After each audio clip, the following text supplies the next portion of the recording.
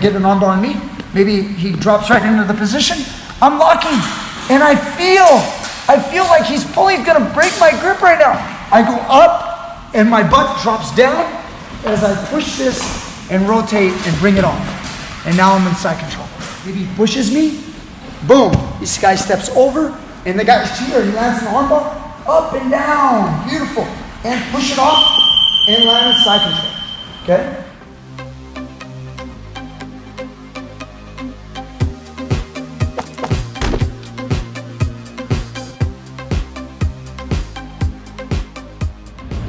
You saying it was just easy? No, I'm just saying that they weren't watching my filming technique. They were watching the technique that you were demonstrating on the video. So you're saying it wasn't you had nothing to do with me. It wasn't a good photographer? No, it had nothing to do with that. You never know. All right, guys, Anthony's the new photographer. Wham! All right, Teach Me Grappling. What's up, everybody? Brian Peterson here, and I've got a visitor. Come on in here. This is Hoyce right here, okay? But he goes by Royce. I call him Hoyce. I can't help it. Royce, tell us about yourself. Where are you from? New York. He's from New York. New York City? No, Long Island. Long Island. Okay, he doesn't get that reference. You got to be older for New York City. That's the whole paste pecani sauce commercial. Anyway, so you do jiu-jitsu? Yep. How old are you? 11. He's a giant 11-year-old. This kid can flow like crazy. Caught me in a bunch of leg locks today. He's incredible. What should we do today? Armbar escape. He wants to do an armbar escape.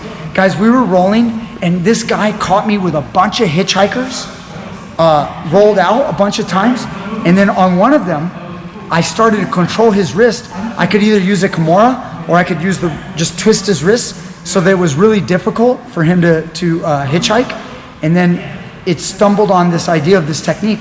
It's a move that I've learned back in the 90s.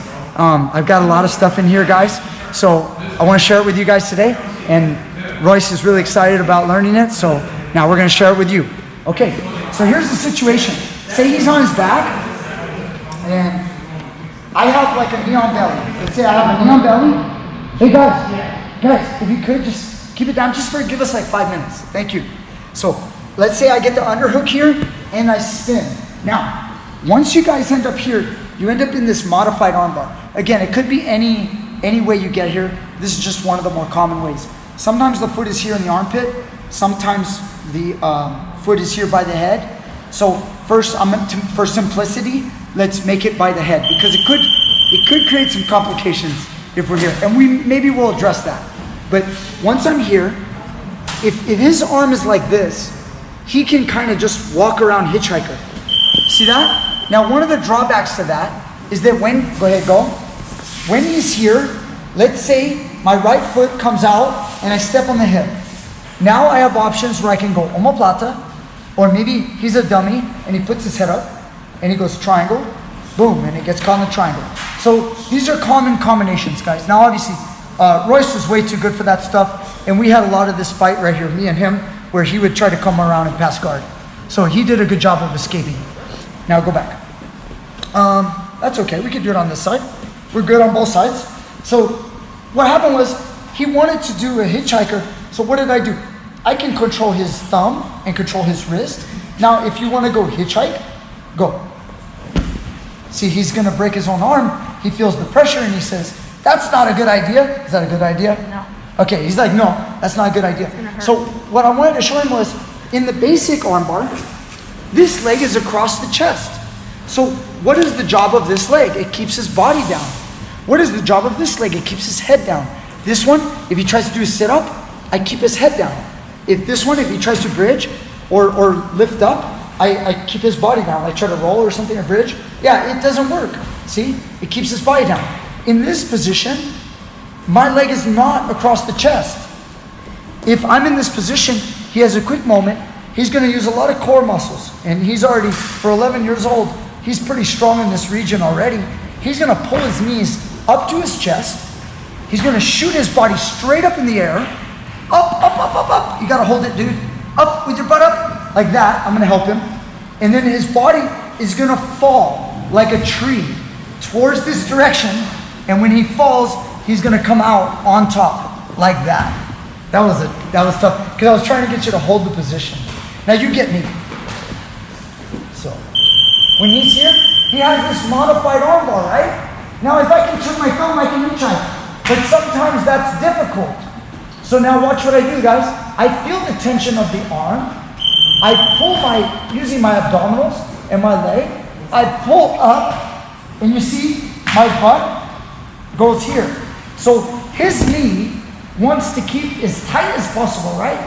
See this little gap? I need to occupy that space. Squeeze these together. Good, hold that. And now my body opened everything. Now look, he still has the bite on the neck. It's important. I'm crushing his other leg right now. It's probably a little uncomfortable, but he tries to pull my arm. It's not hurting me. Pull. Yeah, now watch what I do. I just push this off, and I land right here in side control. He still has my arm, look, but I land like this. And now I just pull my elbow out, and now I'm good to go. I'm here in a nice doorstop position, ready to go on top, okay? So that's a pretty cool escape. You ready to try it again? So I'm gonna try to force you to work on your muscles, guys. Work on your core. He's gonna shoot it up, straight up, and then down, and towards me. Yes, did you see his butt open my knee?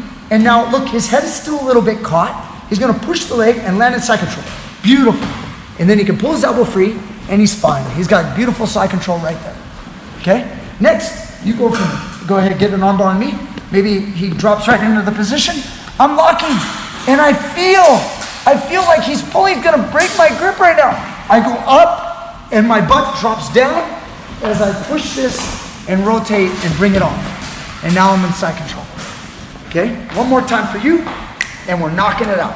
So again, maybe I end up here. Sometimes a simple setup could be, instead of spinning around the head, it could be just a choke, and the guy, maybe he just extends, instead of pulling like this, maybe he pushes me, boom, this guy steps over, and the guy's here, he lands in the armbar, up and down, beautiful, and push it off, and land in side control, okay?